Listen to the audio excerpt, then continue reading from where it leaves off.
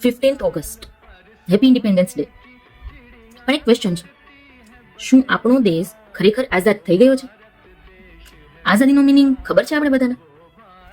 જે લોકો સાચા માટે લડે છે એ માર ખાય છે, રેપ બંધ નથી થતા, બાળકો હજુ પણ સેફ નથી, અને ઘણી જગ્યાએ કામ કરાવવા માટે પણ પૈસા કે ડોનેશનની જરૂર પડે છે. અમીર વધારે અમીર અને ગરીબ વધારે ગરીબ બનતો જાય છે. પણ એક વાત પૂછું, શું વર્ષો પહેલા પણ આપણો દેશ આવો જ હતો?